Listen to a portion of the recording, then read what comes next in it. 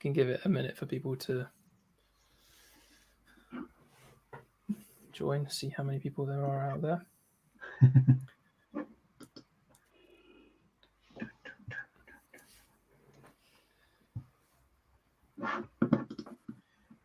And then when do I do my screen share?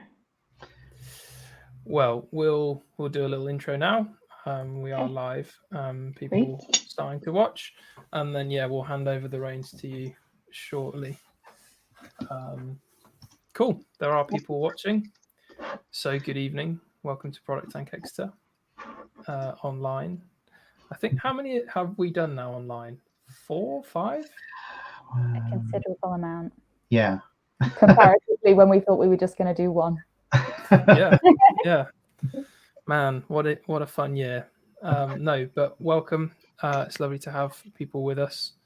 And evening, Mike. Good to have you with us. We're glad to still be able to do this. And the great thing is that we have the opportunity to invite people from not just the UK, but far further afield. So it's tremendously exciting to welcome Ellie to be with us this evening. But it's not evening for you, Ellie, is it? No, it's 11 o'clock in the morning and very sunny and blue skies outside. I don't want to say anything too terrible, but that's what we have right now. Cool. No, it's been blue skies here, well, where I am anyway, but just pretty cold. Freezing. My phone said it was felt like -9 last night. Everybody I've been on a call with this week has had snow but me. Oh. Pretty much. They're mostly in Europe, and some of them are in Russia. Although I don't feel jealous of the people in Russia, because I think it was like -35 where they were this week.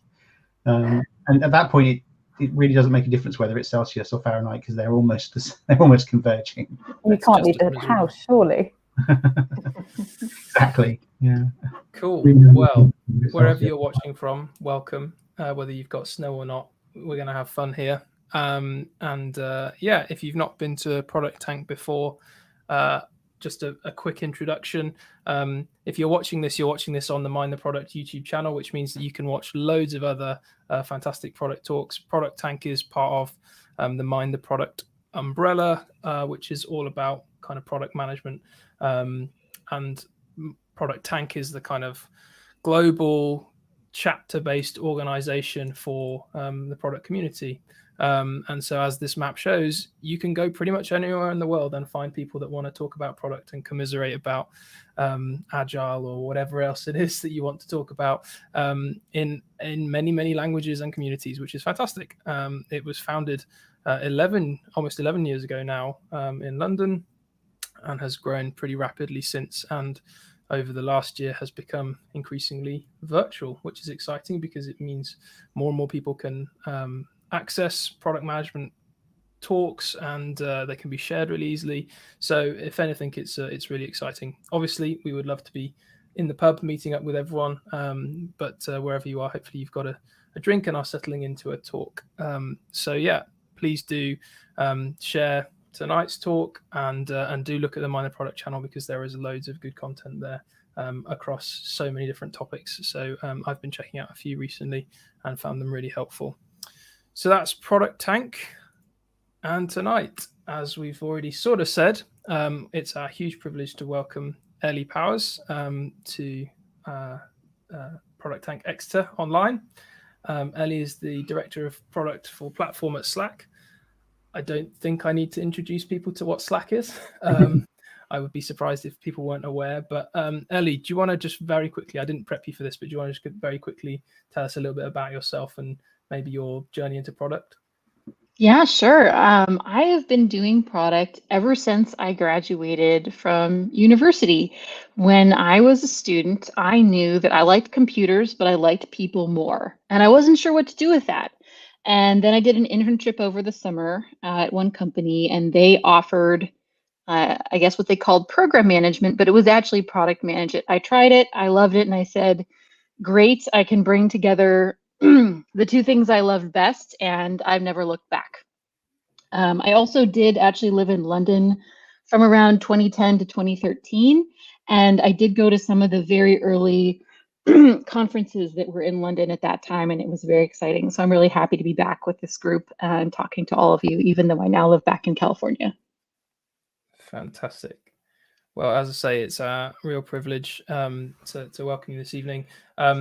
As people are already doing, the YouTube chat functionality is a great way for you to say hello, but also to ask Ellie questions, drop comments in. I think it's fair to say, we were talking earlier, Ellie is really up for people asking questions and this being quite an interactive session. So please don't just sit and be keyboard warriors, in the worst sense of that term, but please do ask questions throughout. We're gonna sort of jump in and share those questions with Ellie. So if something strikes you about something she said, something you agree with, disagree with, thoughts you've got, please do share that, and we will relay that and have a good conversation about that.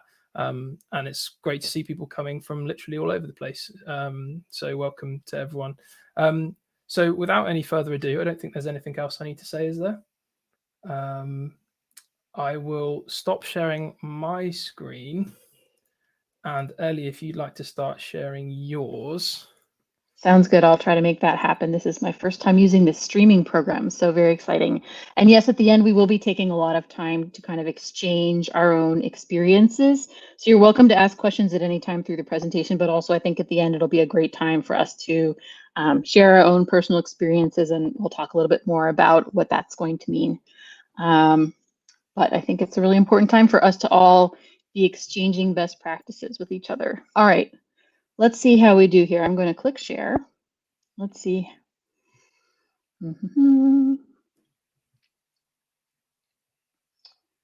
Oh, I have a permissions dialog. Every time I use new software, I always think about the product manager who designed it and had to work around different technical constraints. What did they do? Hold on. Can you see my screen now or no? No. Oh dear. I clicked on the wrong thing. Okay, give me one moment. One other thing that I guess I can share about my background also is that I used to work at Google as a PM for about 7 years, working on developer products. Oh no, it's saying it can't record my screen until I restart Chrome. Oh no. At this point, though, we're glad that What have Tor's I been working on done? his stand-up routine and can give us 2 Yes. minutes of just comedy gold. Annie, just out of That curiosity, would be great. what was the last product you worked on at Google? The last, yeah, it was the Chrome desktop browser. That was the last product, and oh boy, ah, terrible. All right, well, oh no, why Feel is it free that you have to to do go that. on Would it help if we share? I think we have the slides, so we could share the slides. That's true. Could be, or I can just restart my browser and regret all of my decisions. If you like, we can Okay. share nice things about you while you dip off, restart, and come Okay, back. I will restart Chrome. Please send good thoughts this way. See you in a sec. Cool. Well, I think this is a good. Yeah, if you haven't already said hello, please do jump in and say hello where you're watching from. You can tell that this is authentic and down to earth events running, because stuff like this shows how prepared we are. But so I should also mention that Ellie's been very modest about her achievements, because her resume reads like the greatest hits of product management. Like, she has spent time as a product lead at Microsoft. She's been at Google. She's now at Slack. So also, in terms of kind of interesting questions, if you want to get a perspective on a range of different businesses, that's another interesting angle. Welcome back. Clearly, you've got a better laptop than me, because that was ridiculously quick. You're muted at the moment. I can try and unmute you. Oh, no, I can't. But I can add your window to the screen. Are you able to? Yes, success. So there we go. We can hear you, and we can see my you. entire life on Zoom, and then I come here, and everything is new again. So what can you do? Yeah, so I'm here to talk about resilience. This has been a big topic for the past year, and as I was working on this talk, I just thought about it's been a whole year of this. And, you know, I think one of us, just before the meeting, we're kind of joking about everything that's changed as though it's new. And now when I reflect on it, it's been pretty much a full year of just this other way of being. And I don't know when things changed for all of you, but actually, I remember very clearly when it was. It was March 5th, 2020. I was sitting in the office at Slack. It was around 2 o'clock in the afternoon, and we received a message that everyone needed to go home immediately because someone who worked in our 10-story headquarters building in downtown San Francisco had received a notice from our Center for Disease Control that they had been exposed to COVID. And so the announcement said, everybody go home. And it was a Thursday. I remember that quite well. And they said the office would be closed Friday, but they were going to deep clean it. And then we would all be right back where we were on Monday. And I had been following the news for quite some time. And I thought, I don't know that we're going to be back on Monday. And I think this whole thing is airborne. So I'm not sure what amount of Clorox wipes would be able to change things. So I emptied out my desk completely, went home, and never came back. So it's been a year of staying at home and working at home. And some people who I've talked to have always been working from home and always working remotely. And so for them, it's not such a change, although they used to be able to go to coffee shops and have a social life and see friends. So that's changed. But for a lot of us, it's just really been a complete revolution. So I would just invite each of you to take a quick moment and to think back. Where was that moment? When was it? Where was I? What was I doing when my life changed? We had the pandemic change. And then it was clear that we were not going to have a quick undo button and go back to how things were. So now I've been reflecting a little bit more about what's going on. Before it was like everything was normal. And there was kind of early COVID of people going, you know, haha, it's been a week of this. When are we going back? Surely we'll be back in 1 month, 2 months, 3 months, 6 months. You know, we're getting used to it. We'll just do it this way for a little while. And now an entire year basically has passed and we are here.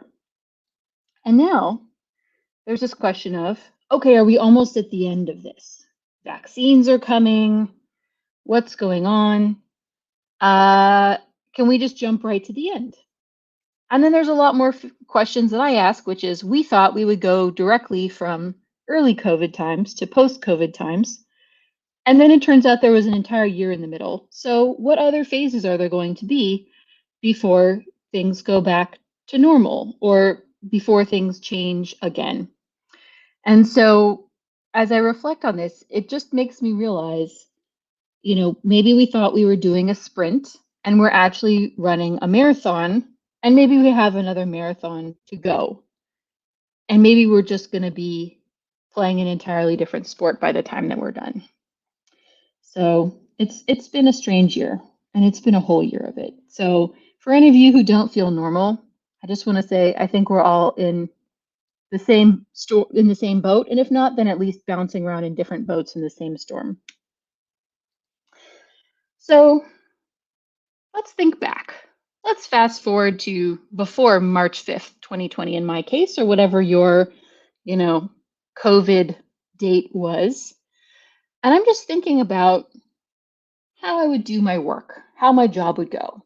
How would I brainstorm for about a new project? Well, I'd probably set up some time and we'd all get around a whiteboard. Don't do that anymore. You know, oh, there's a big launch. Let's have a party. Let's get a cake. Everyone can meet out in the kitchen. Let's take that birthday person out for lunch. Oh, a conference. Yeah, I have lots of fun at conferences. You just walk around, you see people, you shake hands. None of that happens anymore. And now it's starting to kind of think that, you know, when I imagine myself doing some of those things again, it almost feels strange. Will I remember how to do those things? Will I do those things again? I've had to change pretty much everything that I do in my job as a product manager. And it's sort of funny to think back to what it was. I had been doing product for about 16 years. And now I've realized that I have to completely change it all. I mean, I even remember what it was like to give a presentation. I could look into people's eyes, I could see what they're thinking, I could get energy from the audience, and now there's a friendly green light that just looks right at me.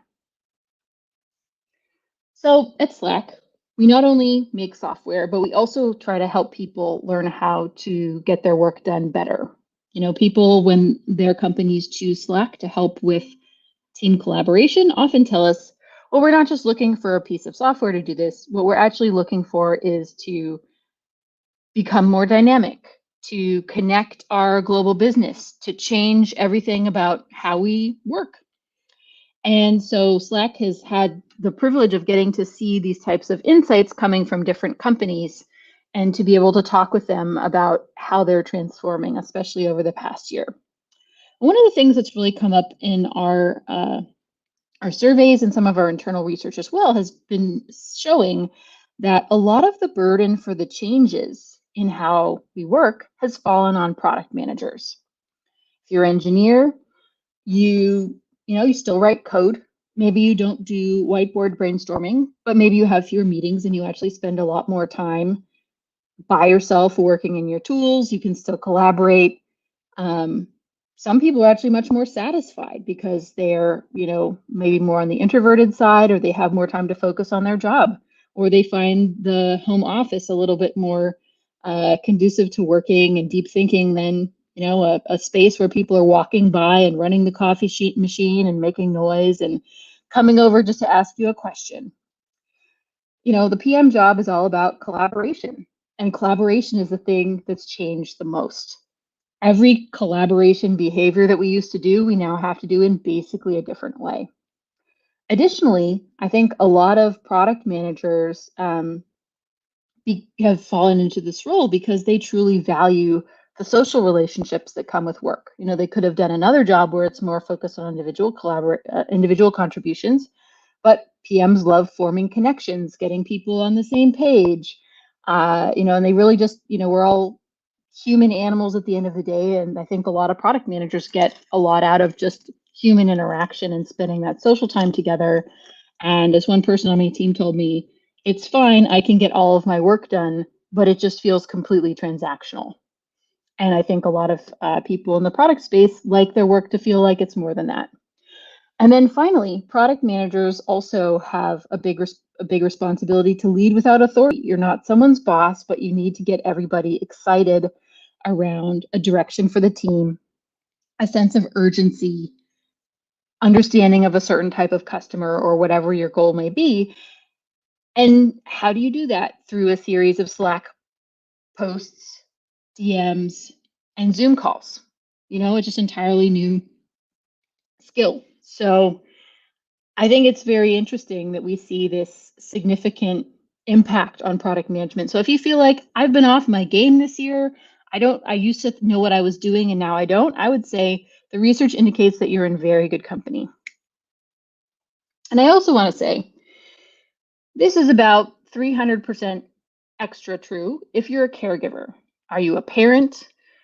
Maybe you didn't have childcare. Maybe someone in your family was ill, or there was a loss in your family, or you or someone else experienced a period of unemployment.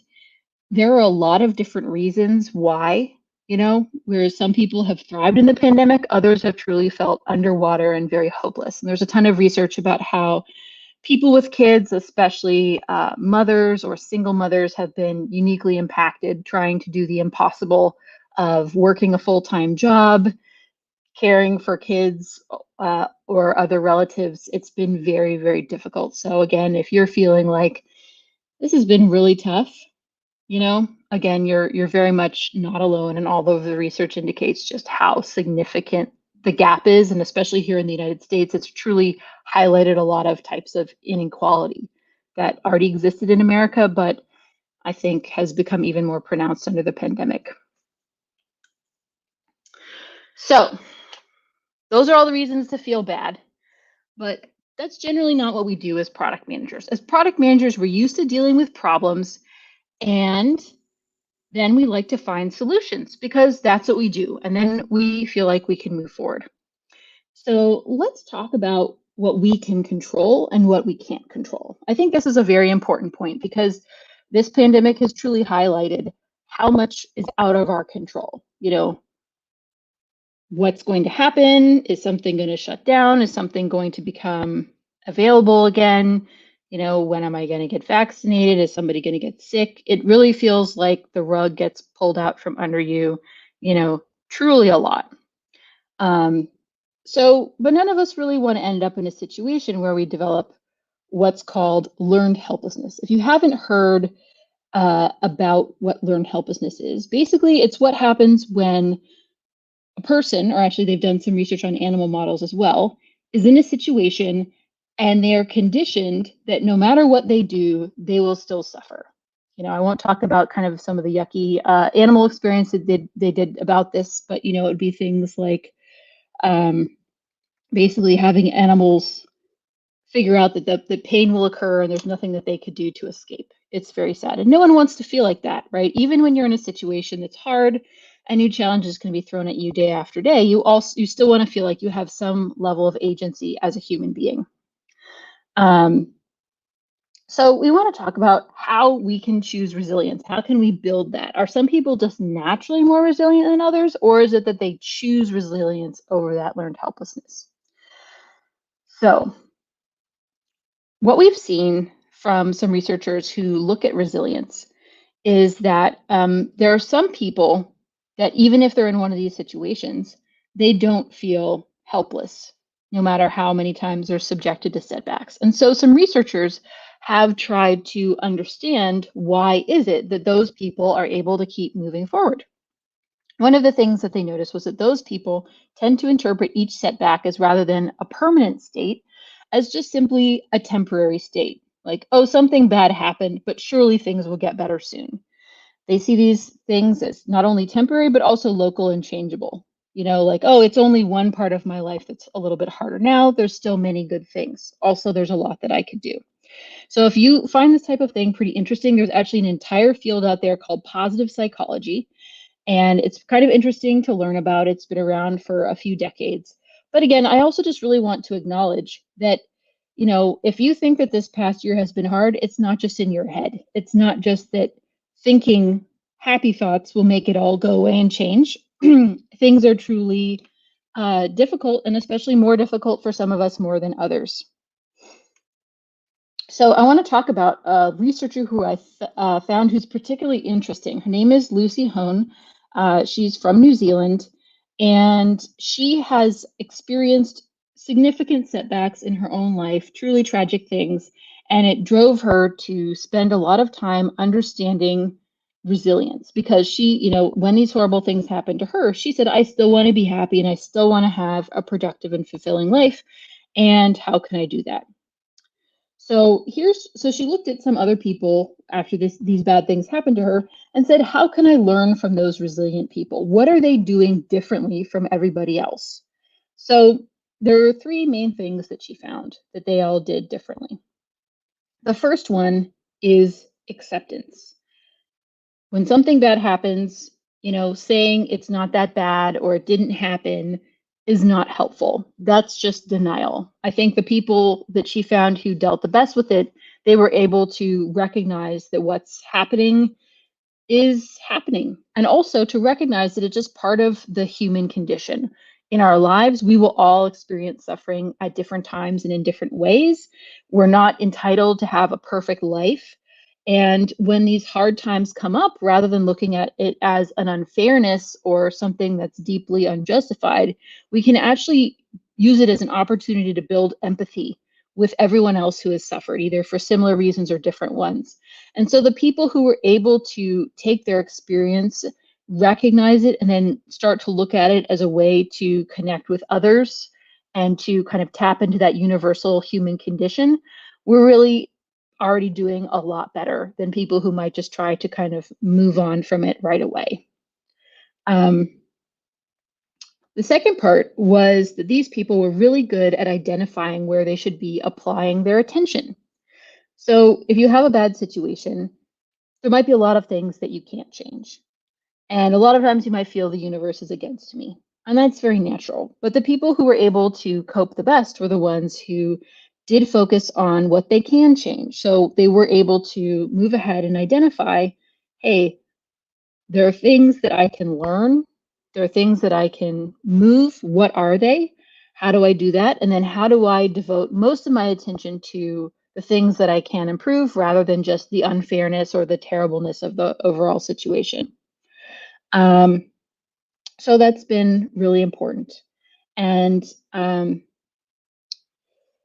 this is a really vital, learnable skill she found, that people could actually learn to do this. And she actually coached herself through trying to figure out, as she was going through her grieving process, how can she find what she can change? And then how would she find different strategies to refocus herself on what's possible that she can do? I don't know if the TV show Mr. Rogers, it's a kids' TV show, ever made its way to the UK, but there was always this saying that he says his mother told him, which was, look for the helpers. Whenever something bad is happening, there's always the people who are trying to help others and try to move forward, and then see if you could try to be one of those people. And I think in our work as product managers, a lot of times we have the opportunity to be the helper. You know, if there's a big challenge, the project's going downhill, the team's going through a big transition, we are the ones who oftentimes can step up and say, I can be one of the helpers. And you can just make this an ongoing effort whenever your team or yourself, your project is going through something hard. What can I do to make a positive difference? Even if that's just helping other people feel heard or trying to identify a new direction after an old direction is shown to not be successful. And that's just something that you can always go back to, like put it as a little post-it on your computer. And the final thing that she came up with was this mantra that she got from somewhere, which was, anytime she would feel truly stuck or truly overwhelmed, she would just pause and say, is what I'm thinking or doing right now helping me, or is it harming me right now? And that can be a way to take control again. You might be in a bad situation, you might be unhappy about it, that's okay. But sometimes you might be ruminating on it or engaging in certain behaviors. I'm on my third pint of ice cream about this. Is that actually helping me, or is it actually going to make me feel worse? Or, I'm talking to a colleague about, a project that's gone south. Do I just need to move on and say, okay, let's, it's too bad our project wasn't approved, but we need to move on. So she found that when she mastered these 3 different techniques, she was able to truly feel like she was back in the driver's seat of her own life, and that she had control over her own decision making and also how she felt.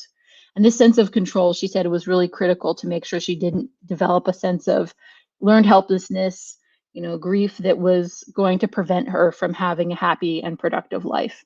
And so I thought this was very interesting, how she was able to use her own experience to find these very small number, actually, of very clear, actionable things that people can do when they're in situations that are testing their resilience. So when we think about our impact, I think we can think about it in this way. If I want to have resilience, or if I want to make a difference, I can always think about things I can do to help myself, things I can do to help my friends and family, or things I can do to help my community. And that can help me identify the type of actions that might be most interesting. And then as product managers, we can also think about it the same way. We're all going through a lot of hard times, a lot of transitions. What do I need to do to help myself as an individual product manager do better? How do I help my team weather the storm? And then finally, how do I have my product or company get through this okay? And I think especially as product managers, we're a trusted source within the team. A lot of people go to us and look to us for leadership, even if we're not necessarily in a so-called leadership position. And then additionally, we have the opportunity to shape the product strategies for our company. And so as conditions change and things get tricky, we have the opportunity for innovation, for new strategies, or to know when we just need to stay the course and wait a little bit longer to see that result we're hoping for. So here are some questions that you can just start by asking yourself. What is reasonably under your control as a product manager? Not everything is. Some people say product managers are like CEOs. I don't think that's totally true. There are some things we can control. There's some things that we can't. Also, there's some CEOs would say, once you become a CEO, then you don't have all the control. You're now subject to outside forces that are much stronger than forces within your company. And then you can also ask yourself, what can I do to give myself a greater sense of control? If you're feeling, nothing I do matters, what's the point? I should just stop trying. I'm just ineffective. What's one thing I can do right now to give myself a greater sense of control? And what could that be? Can that be having a conversation with someone on the team about why we're getting stuck? Can that be about, I'm having trouble communicating and doing my collaboration job with a bunch of people? Should we change the way we do meetings? There's always something that you can do to identify to give yourself a little bit back.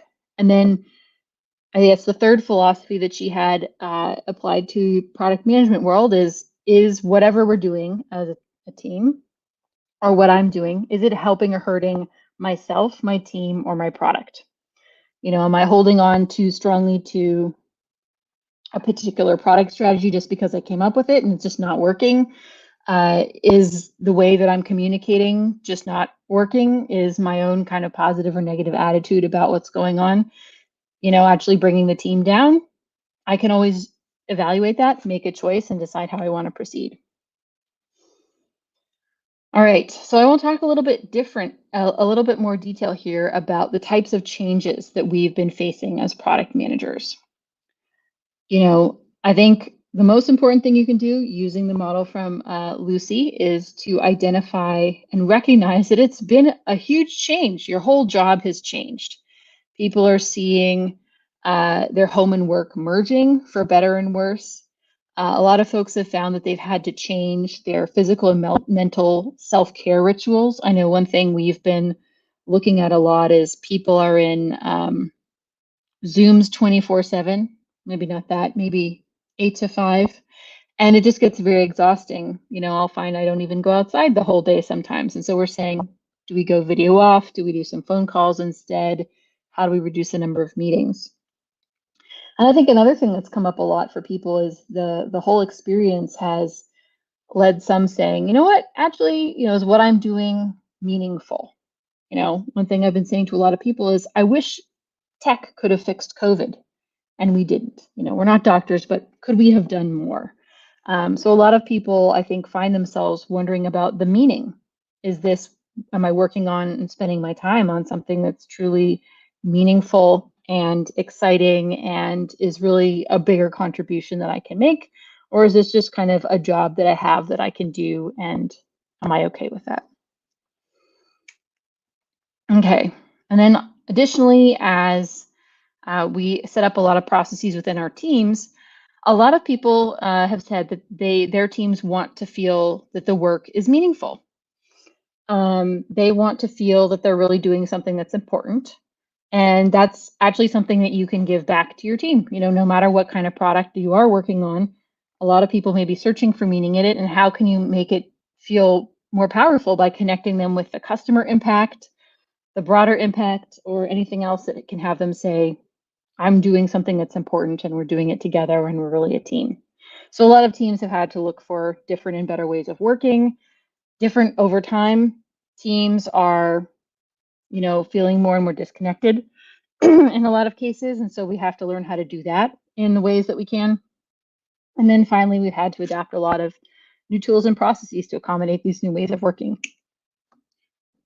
So let's also talk about some products and companies that have had to make these sorts of adjustments.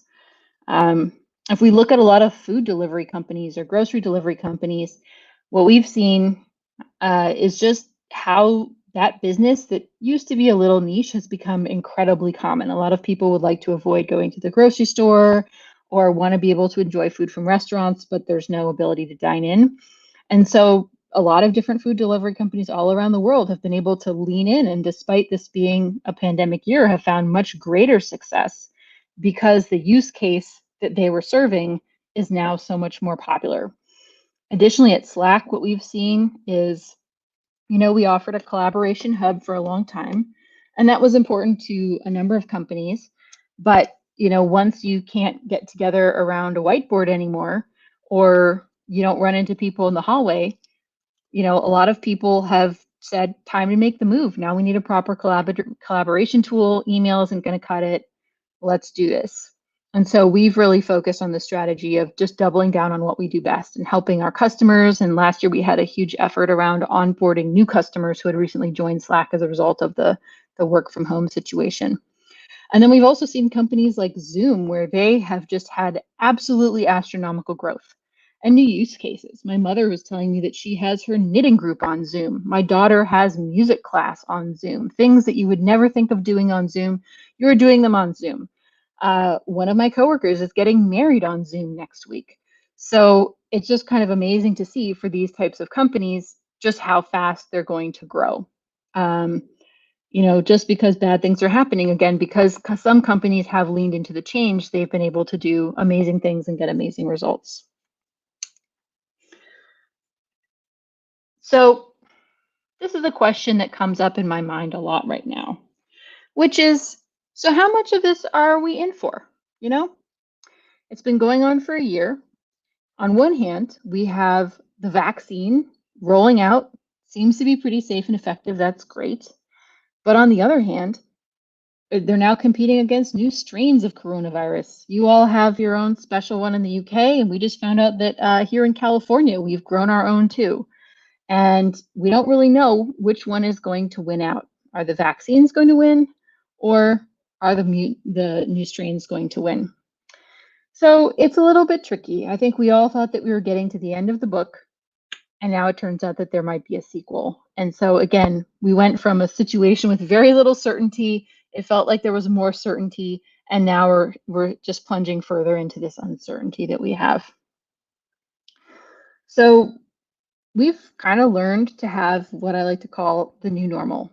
And I'm just embracing what's happening, because we're probably going to be in this boat for a while. We've had to figure out, you know, how to live our lives, how to do work, how to be a person in this different world.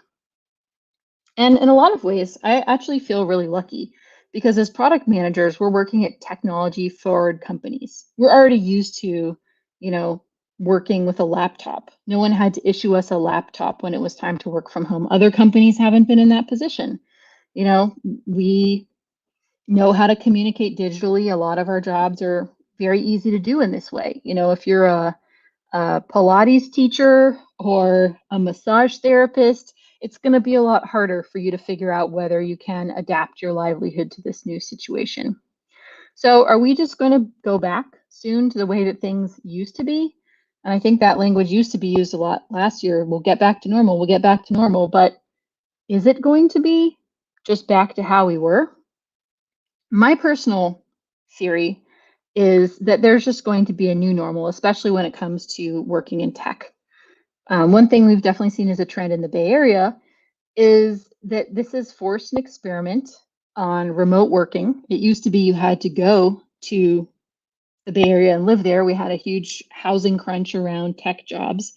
And now a lot of companies had, after having been forced to experiment with remote work, because everybody is remote, is now saying, you know what, we're actually doing pretty well, and we can hire people in different geographies, which is exciting. And I think also, you know, it's probably good to have great jobs all around the country. And a lot of the surveys we've seen of tech workers, most of them are saying, I don't want to go back to an office 5 days a week, even if I could. And I think this is such a strong force that a lot of companies are going to have to deal with it. And now we've seen some companies, you know, announcing, hey, we're going to be like this for a while. And if we have an office, it'll be more of a hangout space. So I think a lot about, I did product one way for a long time, but what will it look like to be a successful PM when you work with no one who you've met before? You know, I think at first, when we all had to work from home, we were just leveraging our existing relationships. We knew everybody we were working with, and now we were just working from home with the same people. But now I have a boss I've never met in person. We have a new Eng VP that has never met anyone she works with. I got a new engineering counterpart who's on the other side of the country. I'm not sure they'll ever meet him. We just have to be effective at establishing these new relationships and building strong teams and strong connections in a completely different way. One other change we hear about a lot is from our teammates that were based in non-headquarters locations, like at Slack, we have a lot of people in Denver. They were actually much more happy with collaboration once we were all working from home. They had a happy little office in Denver, with 10 or 15 people, and everyone was really excited to work with those people, but it was always hard to be that one person on the screen. Now everybody's the person on the screen, and all of our little headshot boxes are the same size. But what's going to happen when some people go back into the office and some are remote again? Is this kind of everybody on the same footing utopia going to last, or is it going to evolve? And I think that's a big question that we have to all answer.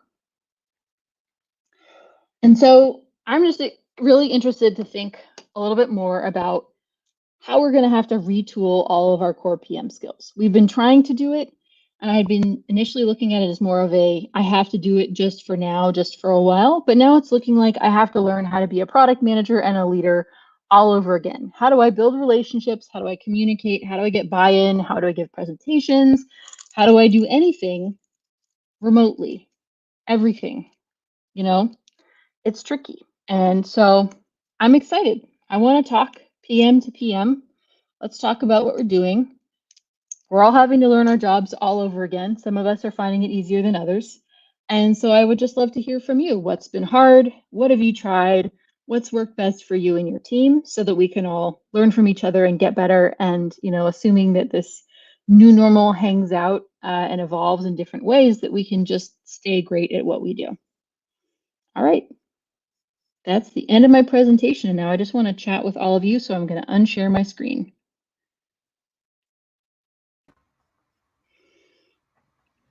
All right.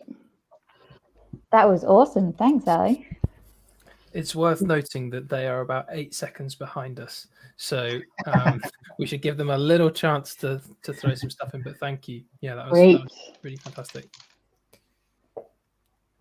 I mean, I certainly found that trying to, like you said, trying to have those connections, even with people that I knew before, all the usual things that I found worked well in terms of getting people to collaborate and work well together, and thinking things like, even small things like taking the dev team donuts to celebrate a little win.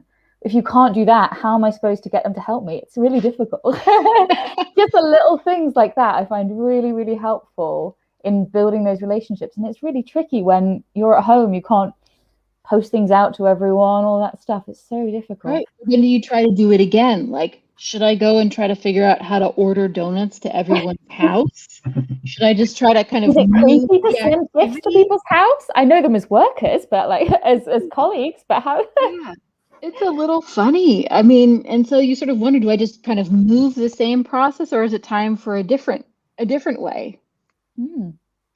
So I've been mostly remote as a PM now for about just over 2 years. And so as a team, we were mostly remote. And so I think for us, the transition was a little easier.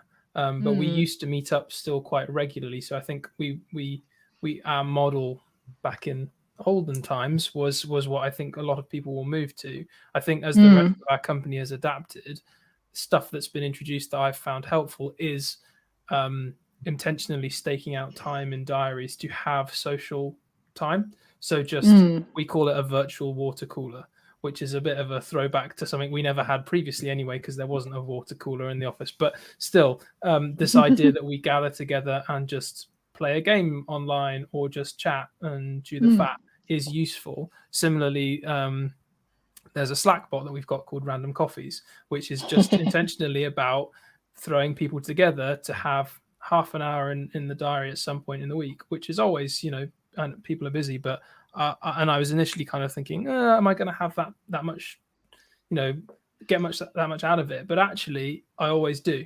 And so forcing those moments of, it's forced serendipity, but forcing that is a great way. And it's not, you can't build your communication strategy around hopefully having a random coffee with that one person you really need to talk to, but it's a useful way of just sharing progress. And I find it's a helpful way of breaking up. Okay, yeah, we're all working individually, but there are moments where we come together. And finally, one thing that I haven't yet done, but I'm trying to start to do from next week, is schedule meetings that I know I can do whilst walking. So like you, I find it very easy to suddenly realize, crap, I haven't been outside at all today, possibly even for multiple days at this point. And so can I agree with this person that actually it's going to be a video off meeting? And unfortunately, I live in a very hilly area, so I might have to also mute so you don't hear me panting. But we're gonna do like a walking meeting, and that's kind of good physically, emotionally, but also I can still be productive, wandering and having that chat, and possibly even more creative on my feet than if I am, just sitting at my desk. I'm interested. A theme that's coming up in the chat is about onboarding and offboarding, and we've got a range of perspectives. Some people have been onboarding new employees into their team. We've got someone James, who started his product management career during COVID. I myself joined a new company during COVID and had to onboard entirely remotely. And so is that something that you've had to tackle, and how have you handled that? Yeah, I haven't taken a new job during COVID myself, but we've had a lot of new people joining, and I think it's a big question of kind of how do you establish trust and relationships with people. I recently had a new engineering counterpart join, and we've just taken to doing 15 minutes a day together just to like hang out, and half of the time we just talk about what's happening with our personal lives. We both have young kids, and there's always some disaster that occurred in the past 24 hours, or he's got snowstorms and we get wildfires, and there's something to connect on, to try to build a relationship, because it's not like there's no I'll drop by your desk. So I think that's been one strategy that's helped. I know in general Slack has built out a much bigger onboarding curriculum for new people that have joined and put a lot of thought into it. And that's helped a lot. I've heard from people who've gone through it. Things you might have picked up casually by kind of peeking over to the desk of the person sitting next to you is now there's a lot more activation energy to DM somebody and to say, I don't understand. I guess also, like you had mentioned, Dave, we at Slack we use something called Donut. It's a Slack app that pairs up people a lot. So I've done a lot of donut meetups. So I think that's helped too. But I think it's a huge challenge, and I'm curious to see as, Harvard Business Review and all those types of folks study what works for onboarding. How do you do that? I had a new product manager I hired about 2 months ago. So we've been focusing a lot on like getting him mentorship, connecting him with his engineering counterpart, trying to make him feel like more of the process. But then what happens with a lot of these things too, which is really a trade-off, is it's just more meetings for him to attend, Like, oh, let's help this guy feel included. Is he just sitting in front of Zoom, getting Zoom fatigue the whole day, listening to a bunch of stuff? So I think we're kind of learning a whole bunch of new best practices all again. So I think if you're interested in people, I'm curious what all the people working in the, training and leadership fields think about this. I think we're all kind of reinventing it now. Well, at least one person on Slack, Lisa, does want to thank you for adding video on mobile to Slack, because that's helped walking meetings. That's good. I'm glad. I'm also very happy for you that you have very good mobile reception. I have a few places where I have very terrible mobile reception and hills. And I'm like, do people really want this? But, I'm glad it's an option. There's a great point from Lisa here that says, I'm advocating for people to put in their invites whether they'll need screen sharing or not, so I can then decide whether or not to take it outside, which again, like if that was like a default option in when I'm setting up a Google Meet, it would be, because until it's an option there, people might not realize it. But if that could be something that's there to prompt people as they're creating this meeting to think, do I actually need people to turn up and show themselves on camera for this? And it's always tricky, because seeing people is generally, you can pick up that extra bit of communication visually that you wouldn't get if people are hiding off camera. But actually sometimes that's absolutely fine, so do that. And Anthony also says, if you can pre-record stuff that's audio only, then people can just consume that when they want. And so it's really interesting to see the rise of different companies that are saying, actually, how do we have communication that doesn't have to be instant, but that you can pick up asynchronously, and what does that do for people's productivity? It's it's going to be really interesting to see how what sticks. Yeah, that's a great point. We've actually switched to doing asynchronous all hands meetings. So it's pre-recorded. I think we've also heard from folks that have caregiving responsibilities that helps a lot. It means they actually get to watch the all hands whenever that might be, even if that's not during the same time when it's happening. The camera on versus camera off thing it's quite conflicting in some ways, because the company I'm working for now has a culture of encouraging people to put their cameras on so that you feel like you're talking to a real person, you're not facing a wall of avatars. But on the other hand, especially in when you've got a large like all hands meeting, there's a lot of people there, it just makes you feel like you always have to be on, even if you're not an active participant in the meeting, you're just a consumer. What's your kind of philosophy on that at Slack? We have the cameras on, and to the point of the person who said you can designate which meetings are cameras off. Mm-hmm. I like that idea a lot, because also, especially as a manager, I have a lot of one-on-ones with people, and I don't want to go for a walk to indulge myself, and I'm outside and then have someone say, I really need your feedback on this presentation I made, and then I really feel like a big jerk. At Slack, we've had a couple of initiatives to try to help people designate more meetings as camera off meetings, but I don't feel like it's really stuck that much. Mm-hmm. I think in the bigger meetings, a lot of people turn the video off, but I think there is this feeling of like, oh, am I not really seen as participating? Or are there, people in leadership and this is the closest I can get to FaceTime and they think I don't care because I've turned off this thing. On the other hand, I feel like I've been performing, as some sort of YouTube streamer for the past 7 hours, and I'm perfectly happy just to sit back and watch their presentation, but I'd love to put my feet up on my desk, and I'd love to eat a snack, and I'd love to, not have everyone watch me eat my snack with my feet up on my desk, even though I am perfectly attuned to what's going on. So I think also there's a chance for product managers and managers in general to kind of set the tone and to try out those different things, because if one of the leads does something like that or says, hey, why don't we all go for a walk or, chill out, it sets a precedent, and then people don't feel like, oh, I'm going to be seen as not taking this particular meeting or this person seriously just because I have my video off. And also, I won't get seasonal depression by staying inside the whole day. I'd be interested. So some of us have mentioned, and some people in the comments as well have said that they're doing. So Ruth, for example, said they're doing kind of virtual speed dating game, disclosing something about themselves in lunchtime social, and you can learn more about people. Now, I'm a very much a people person. I love to chat. But some of my colleagues are saying, well, at the end of a working day, or even on my off time from a working day, lunchtime sort of thing, I don't want to be on Zoom. I don't want to talk to people.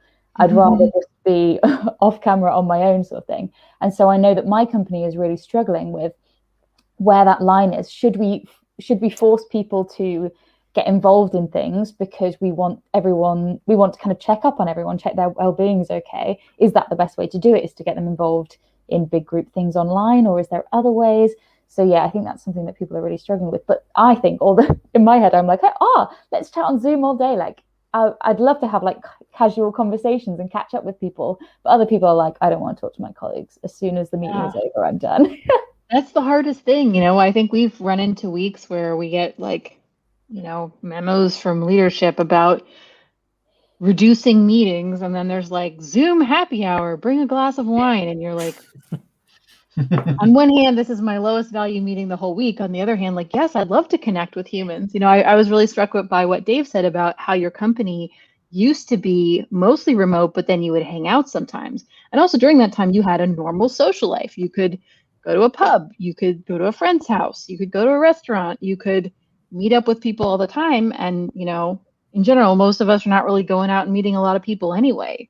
So I think it's like doubly isolating, and I think at the beginning of the pandemic, one of the trends that I saw was there was more push to like, oh, let's just take whatever event we were doing and put it onto Zoom. It's this person's birthday party on Zoom, it's a leaving due on Zoom, it's any of these things. But then also I think that it goes through waves where then people will feel like this is just too much Zoom or too much everything. what could we do that's a little bit different? But then also then you end up through the negative cycle of that, which is people saying, oh, we're disconnected, and someone sent me a PowerPoint deck and I didn't get a party, and that's not fun. And, you know, I wish I had a great answer, because I think for a lot of us, this is, it kind of depends on what the mix is for your job. If you don't spend your whole day sitting in meetings, you know, maybe you're perfectly happy to have a Zoom happy hour. If you spend your entire day in meetings, you're probably like, I need to get my work done. I don't want to sit in another Zoom call. And I think another thing that we saw as a trend was just people's personal situation varied a lot. You know, if you lived in a 1-bedroom apartment in San Francisco, you might have had a very, you know, big social life and gone out and done a lot of hobbies and hung out with friends a lot. And now you're basically just in a monastic chamber by yourself. And that's probably not what you signed up for. And on the other hand, you know, we'd have some people where, you know, I had a manager and all of his kids had come back from college because things had shut down. And, you know, he was like on top of several children that, you know, were like in their 20s and wanted to go out and party and were stuck at home with mom and dad. And, you know, some people are overwhelmed with the amount of caregiving responsibilities that they have, or the overwhelmed by the amount of, you know, you have your, you know, daycare's closed and you have your toddler crawling around and you're trying to juggle getting your job done. So you'd have some people who are starved for human connection and other people who are overwhelmed by the amount of human connection they get. So I wish I had like a one size fits all solution, but it seems to be part of it just goes through phases, and part of it may just be individualized to the person too. But do you think there's a connection there? Because if this pandemic's taught us anything, it's that we need to be a bit more anti-fragile, right? Like we can't depend on always being able to go into the office. We might not always be able to depend on this form of communication being the way that we get updates on how someone's doing. And the downside to adopting more diverse ways of communicating and doing things is it's more diverse, right? It's easy to just say, I have my one-to-ones on a Monday and then I'm done. And like I've ticked that box. But actually it might need to be that I, as part of this season, it's about flexibility to say, I'm going to move those one-to-ones. That one's going to be a you know, video call. This one's going to be a walking meeting. This one, you know, it's just going to be a text update this week because that's what this person can deal with right now. And it's a little, if you're managing people, it's a little, you know, harder to juggle all of that. It's maybe less neat, but it will work. The other thing, I think you're absolutely right. Some people call it like the triumph of the introverts, you know. For some people, they're like, great, I hated having to put on my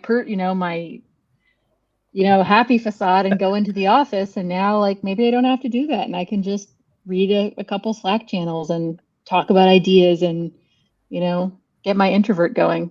What were you going to say? Well, the other thing I've just been thinking quite a lot about is, I don't know what your commute was like, but for PMs, often when we're like doing a lot of stuff during the day, like the actual time to think intelligently or pretend to think intelligently about, you know, our products. And if our role when we're doing it at its best is to step back and think, okay, like what really are we doing well here, and what needs to be done to deliver more value for our customers, for the business, for everyone. You know, loss of commuting time for some people will be time where, you know, I'm not saying that everyone should be thinking about work when they're not at work, but just naturally it can happen. Like a warm up, isn't it? Yeah, like and also your brain here and then deprocessing on the way back. Yeah, it's a warm up and a warm down, right? And so how do you, like, one of the things I'm excited about is actually being able to be in a one of the things I've enjoyed is having more time in a non-distracted environment to do some of that. Like I can turn off notifications and think a bit more deeply about stuff. And so I don't know, how you're finding that of actually, is there a benefit from all of this of, you know, a little bit more time to think, or not if you're not commuting? And I mean, there was a period of time in my life where I had a 3 to 4 hour daily commute and it was horrendous. You know, and I think if you're on a crowded tube going across London, you know, I also remember doing that version of it, and that was not good for thinking. But then there was another version that I did in London where there was biking through the park for 15 minutes. That created a perfectly lovely separation between work and home and things like that. So I think it's a great point. I think people have been able to reclaim time. In general, commuting time is not high quality time. I think maybe some people like having a little bit of homework separation, but in general, a lot of it is just low quality wasted time.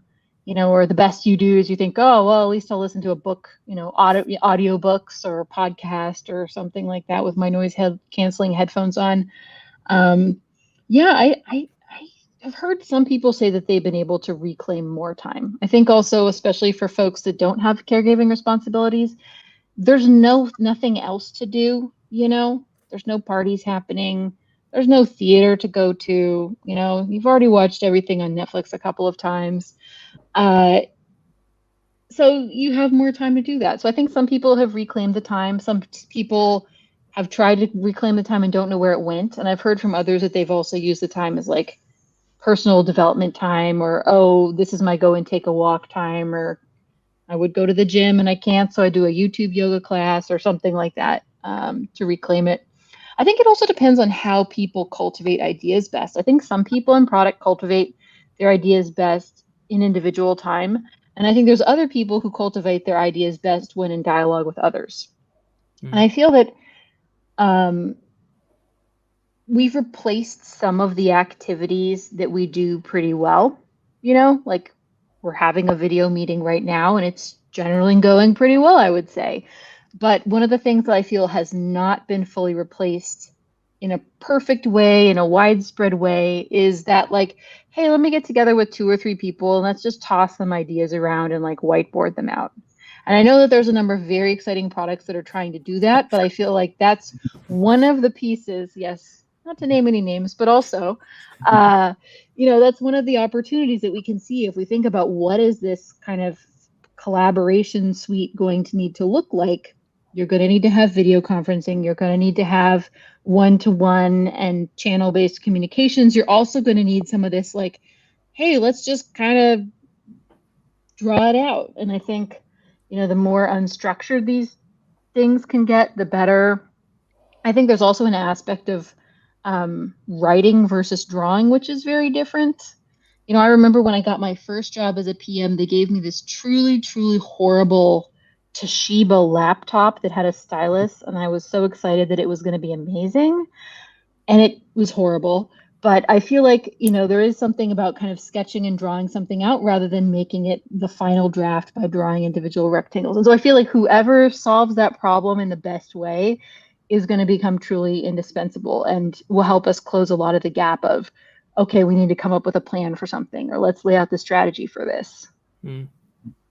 So there's a few questions in the chat worth touching on. So Farwad asks, have there been specific practices adopted by Slack during this period to promote asynchronous collaboration? Yeah, I think we've been trying to lean into our product as much as possible to be able to not just do better, but also to expand our product a lot more, to see what else we could offer our customers if we force ourselves to use our product for everything. I think another practice that we've seen is, I think I mentioned the asynchronous all hands type of presentation. So basically anything that's kind of executives talking at us is now offered as a recorded video. Yeah. I think another thing that we've tried to do is we've used, we have a product in Slack called Workflow Builder, which is a product that allows you to just with a total graphical user interface. You don't have to write any code. You can build little workflows. And so people have used them for fun things like, it reminds us people to do their daily stand-up check-in or, whatnot. And so how can we make it fun and automatic to do more things in Slack, more things in an automated way? And then maybe you can get rid of that daily team stand-up meeting if it wasn't valuable, or just turn it into a chat about the weekend meeting, and then everyone posts their updates in channel with one of those workflows. I do think it's something I've thought about quite a lot recently. Is I do think that the tooling influences the culture, and the culture influences the tooling to some extent. I think that particularly, we both work in companies that are building tools in this space, and so the company's behavior tends to reflect their attachment to specific tools. And I think certainly we found that, our as you said, we're doing kind of more on the visual collaboration and whiteboarding side. And so that's a very meeting centric paradigm. And so the business is quite meeting oriented. And so actually trying to get people to have less synchronous meetings and more asynchronous discussions is quite difficult culturally. Interesting. Whereas I wonder whether, because Slack is naturally more asynchronous, it's a little more amenable to that. It's a great question. That was actually one of the things that surprised me when I joined Slack was how many meetings there were.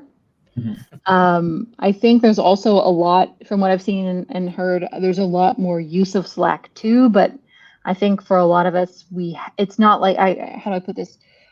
It's helped. It definitely helps a lot. It allows people to be asynchronous. You know, we have teams all over the world. Global collaboration gets a lot easier, but it's not like a panacea. Like, you don't start using Slack and then you don't have any meetings, you know? I wish I could say that there's something that's like just changed over. And I think another thing that we worry about too at Slack is just channel proliferation. And there's kind of this inside joke of like, oh, hey, didn't you see, you know, hey, how's it going with this project? Oh, didn't you see my post about that, my weekly status update? Oh, where is it? It's in this channel. Wait, there's another channel? I don't think I'm in that channel. I don't think I'm checking that channel. So I think also we're all kind of learning like the limitations of the tools and the best ways of using them. And you know, I think one thing I've seen as a best practice is kind of like every quarter or so, there's almost like a culling of how are we working? Which meetings do we need? Which meetings have now become obsolete? You know, which channels do we have? Do we want to change this channel from a private channel to a public channel or vice versa? And I think as those things get smoothed out and revisited, I think that's actually what's helped the most. Because I think over time, entropy wins. You know what I mean? People will make new channels. People will develop new behaviors. People will add new meetings on the calendar. And if you don't periodically Marie Kondo all of that, it will just become unmanageable. And then you find yourself in meetings the whole day. And then, you know, Dave was talking about getting extra time. A few people in the chat have talked about, you know, just never stopping working. And you realize, oh, actually, all I'm just doing is sitting in a bunch of meetings. And some of them are good and some of them are not good, but there's just, you know, as a product person, you have some time that you need to spend responding to all those Slack messages. People put beautiful posts there. If you don't have time to read the channels you're in because you're in so many meetings, that's not great either. So, although I wouldn't say that that's new to the pandemic. Go ahead. The cynic in me says that it's never been easy to work in a meeting that isn't that helpful. But it's ultimately not good for culture. But yeah, you know, if we're having more cameras off meetings, I can at least do some stuff. There's certainly an art, isn't there, to figuring out where to keep your line of sight so it doesn't look like you're doing this the whole time, or, you know, things like that. Yeah, I realized, before I started my new job, I was using a small laptop of my own that just fit neatly in front of my monitor, and so I was always looking at the right place.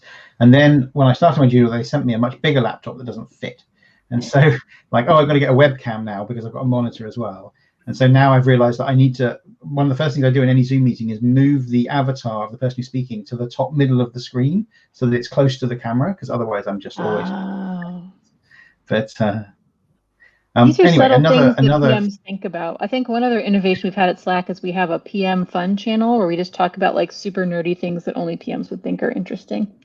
Sorry, what were you going to say?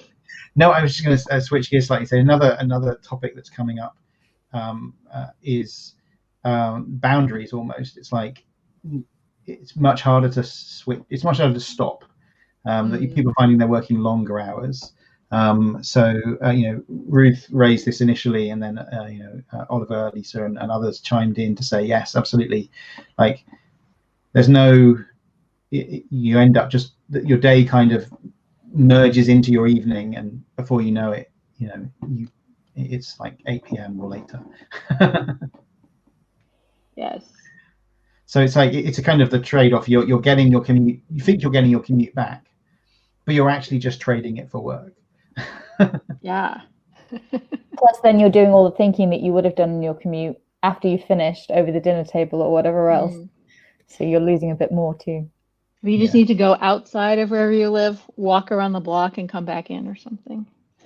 I've taken to like 2 days a week to make sure that I get a lunchtime, because it's really tempting to get my lunch and go back and sit at my desk. So 2 days a week, I forced myself to run, and I hate running. God, I hate running. But at least then I'm definitely not on my desk.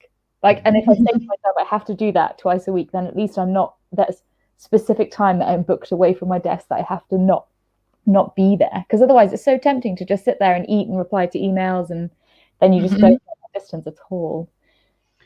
We're running an experiment at the moment at work where we've essentially we've agreed, or it's been enforced across the business, that there are 4 hours, I think it's 4 hours of the day, maybe it's 5, that are considered collaboration hours. And so if you want to schedule a meeting, you're expected to schedule it in that block in order to keep at least a few hours a day free for, you know, non-Zoom call type situations. It's only been running for a couple of weeks. It's kind of early to tell whether it's going to work or not. It's a little tricky because the block is in the morning, or at least it's sort of middle of the day. My time zone is slightly shifted to the rest of the office, so it's in the morning for me. So in theory, from about sort of 1 or 2 p.m. onwards, you don't have any meetings. The reality is that you still have interviews, like if you're hiring, and then you still have to speak to people in America, for example, if you've got an office over there.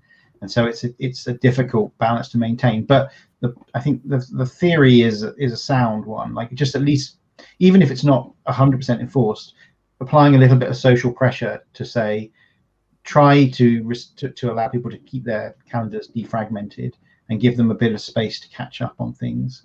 Otherwise, I've had days where you're just like, all I've done is been on Zoom calls from 9 till 5, which is tiring in and of itself. But then I've had no time to actually act on any of the tasks that I've collected in that time. And tomorrow's going to be the same. So I guess it's a long evening for me. Yeah. Ben says his mornings are blocked out for deep work, and he's absolutely right in the comments. That's great. Ben, I'm so jealous. We at Slack, you actually reminded me of something there. We were the whole engineering and product organization was directed to block off 3 days, I think 8 a.m. to 11 a.m. as no meeting work time. And then somehow I never seem to get that back as time, and there's a lot of creep. But I think one of the things that did happen was, at least for a lot of people, it happens. You know, if you're an engineer, like, you're probably getting that deep coding time and no one will disrupt it. If you're a manager, you're kind of a little bit more disrupted, but I definitely think it's worth making an effort for something like that. One of the things I was thinking about that might be particularly relevant for people in Exeter, being kind of outside of one of the, you know, the core hubs of tech, is that, you know, it becomes much more viable for us to work at companies, you know, all over the UK, but also Europe and worldwide. And I'm interested if you've had any thoughts as to kind of, if I am a remote PM, which we all are at the moment, but if I'm intentionally going to be a remote PM when people can move around more, what kind of skills in particular I might need to be particularly good at to do that well, even through to like the interviewing process of how do I demonstrate, you know, I can do this job well even though I'm not physically in the office. And there's probably a couple of phases it's going to go through, because right now that's the boat that everybody's in. You know, I think there was a period of time where I managed a team remotely and had, you know, I don't know, every job that I've had, there's always been some significant transcontinental divide, you know, one team in India or one team in the US, one team in Europe. And I always say that I always, in those roles, would try to hire product managers who were extra good collaborators and extra accountable for things. Those would be the two things I would look for. Okay, cool. And yeah, I definitely was in the position in that case of hiring people that I hadn't met in person and had only met on a video call. But also it was different at that time, because usually what had happened in those cases was the person had gone in for in-person interviews somewhere, and they had met in person the people that they were going to be working day to day, and I would be the manager and I would be in a different location.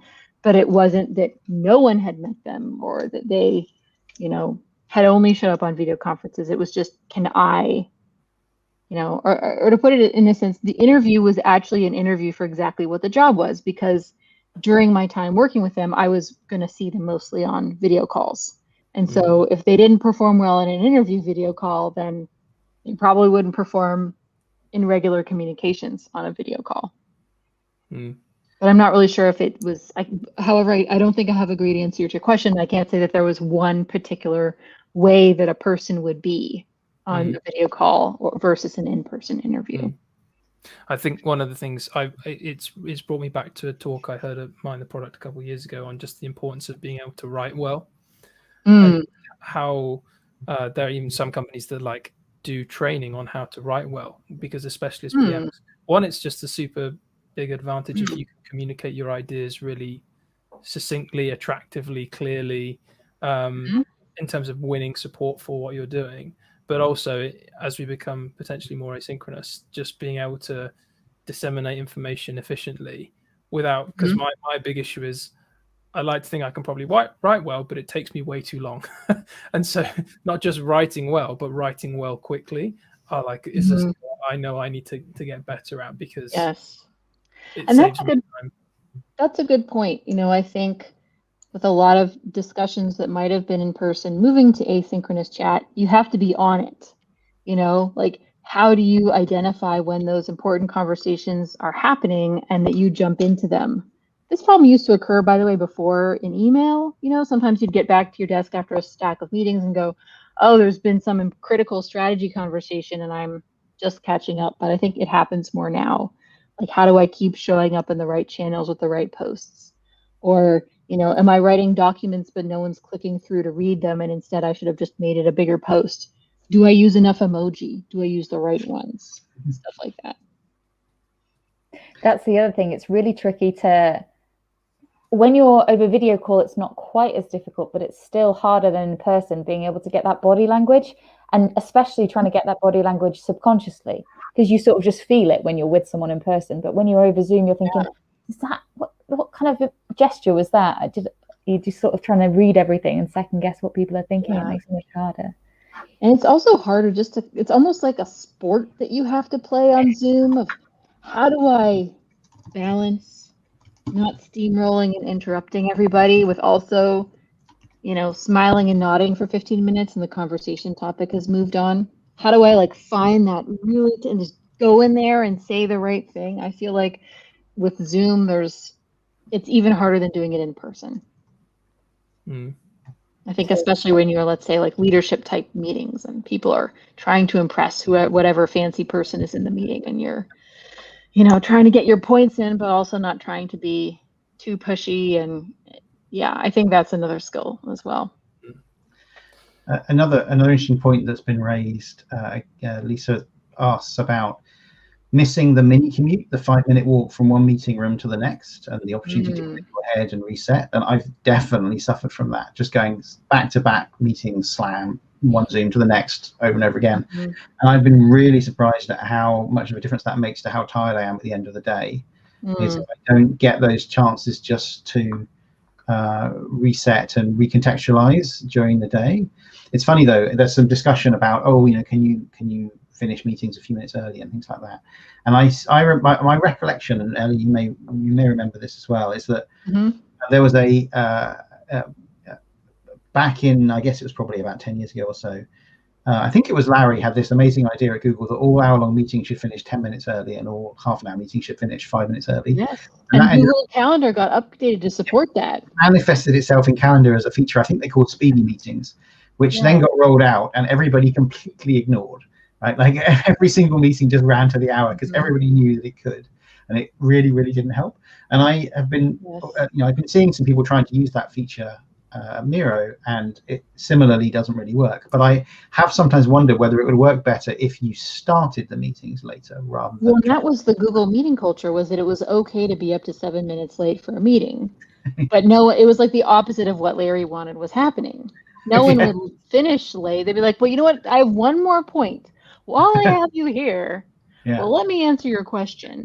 But then you would get, it's kind of the lateness would trickle down. Well, I got to this meeting 7 minutes late, so I'm so sorry, but I'll give you to the end of and then I get to the other one. And I think there's some people who are very prompt and some people who are but I'm 5 minutes late because I had to go get a drink of water. Why y'all acting all upset about it? Why is everyone else here and already chatting? And I'm like, no.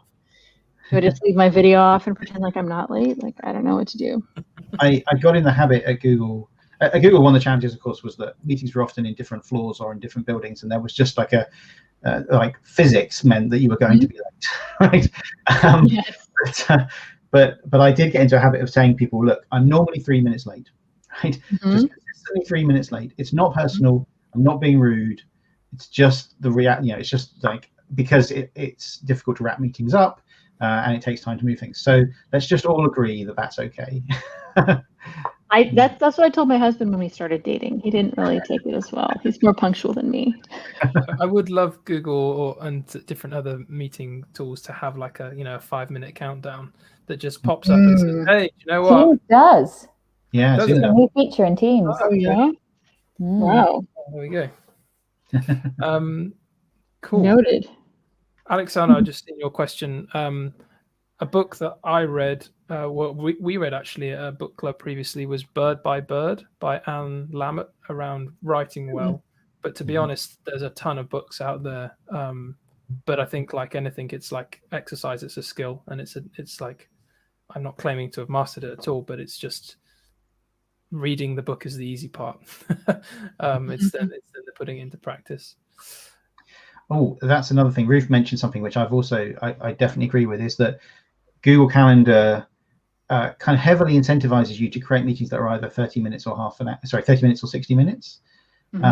And I've been thinking recently that actually I wish you could change that so that it was like 20, 40 or 60, because I genuinely believe there are some meetings which would be just much better if they were over in 20 minutes. I find 40 minutes about right for one-on-ones. And only very rarely does a meeting really need a full hour, but you need to have the option. And I try using that technique a little bit. Try creating more meetings that are maybe 40 minutes long or 45 minutes long, because like if you do 40-minute one-on-ones, you can fit 3 into 2 hours, for example. The problem is that now with this collaboration hours experiment, everybody's meetings are all crammed into the same block of time, which is good, but it means that actually people are not available to join a meeting other than on half-hour or hour boundaries, so it kind of doesn't work. So you can't really have your cake and eat it, sadly. I found the other risk of that too, that I don't know if anyone else has run into. A meeting finishes early. The clouds part, the sun comes out, the angels sing.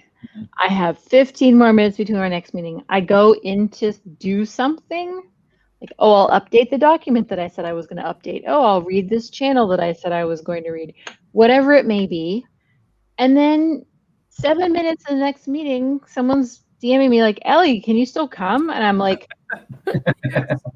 Yes. I thought I was ahead and now I'm behind again. I was reading that document. I don't know if little toasts were coming up and my mind just blocked them out, but now I'm late.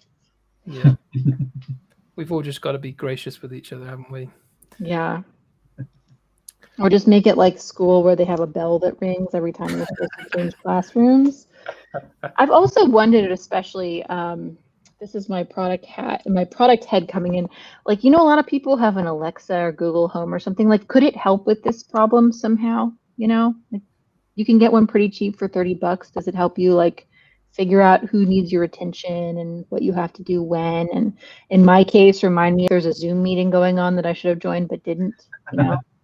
It should work to have it on my computer, but I feel like there would be something else about like having, some little Alexa come on and complain at me. I have found Slack's 1 minute warning quite useful. So I used to, I think Google Calendar by default gives you like a 10 minutes notice, which is more than enough time to completely forget that you were reminded you have to join a meeting. 10 minutes, you're going downstairs, you're getting a sandwich, you're looking out the window, there's some mail, you're opening it. I mean, you could be 20 minutes late. Yeah. Well, actually, your Alexa comment is a good segue into James's question. What do you think of voice memos as a tool for communication? My company doesn't use them, but I'm wondering if anybody does. I think they're interesting. I think also if any of you have tried Clubhouse at all, which is the place where I hear that there's a party, and then whenever I show up, there's no party, but I'm told it's great. I think there's some interesting balance between, we talked about kind of the Zoom fatigue, the tiredness that comes with being essentially a TV presenter for hours out of the day. I wonder, you can convey some emotion. It also feels less like, you have to go ahead and perform. I've seen a little bit of usage of that type of thing, maybe not as much. Another thing we've seen a lot of people do is, especially if you're, let's say, an engineer and you're doing a code demo or If you're a product manager, walking people through a presentation. Loom, where it will record you talking with your little screenshot head, as well as your screen share. That's been another tool that people have liked if they're basically explaining something or walking people through something, oh, here's a competitor's product. Let me demonstrate to you how it works and what I do or don't like about it. That seems to be kind of an interesting other trend that I've seen pop up.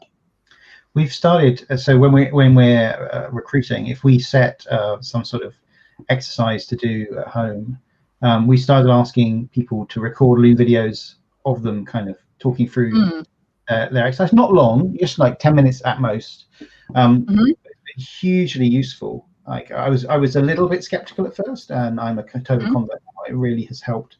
It means that, for example, that they don't have to talk through their exercise over and over again with different interviewers. Everybody just sort of up front and then raises any questions that they want to have. Gives you an immediate insight into kind of their sort of working style. And of course, it's a reflection of how they're going to look to you for the next 6 months, because they're going to be in a small box on your screen. And that's interesting too, because you're probably thinking to yourself, okay, I got to go to this job interview, and now there's a new skill you have to learn, right? Like you probably, how do you put this? There's a charity organization that I work with in the area, and every year they have an annual gala. And so one of the things I would typically do was to go and be kind of one of the MCs of the gala. That was cool. I would just show up, introduce people, talk about different auction items, things like that. And then this year we had to go virtual. And so we had a virtual auction. And so they were like, hey, Ellie, can you record a voiceover for this kind of like PowerPoint that we have that explains how to log into the auction website for our donors? And so I was like, this is a totally new skill. I would have thought that, okay, like I'm sure every time software comes out, there's some professional doing it. And here I am, like, what do I say about which buttons to click on? And I'm trying to make it funny. And, it's just so interesting as we think about the new skills that we have to manage and master as product people. Now to interview your company, you have to be like, essentially, I'm Ellie, and I'm here to give you a technical support video of how to use this auction website, that type of thing. What do I want to convey? Don't I remember you doing like improvised stand-up at Google I/O? I did. Yes, I did it in college, and then Chet and Rito talked me into doing it at Google I/O a few times. And that's a valuable product management skill.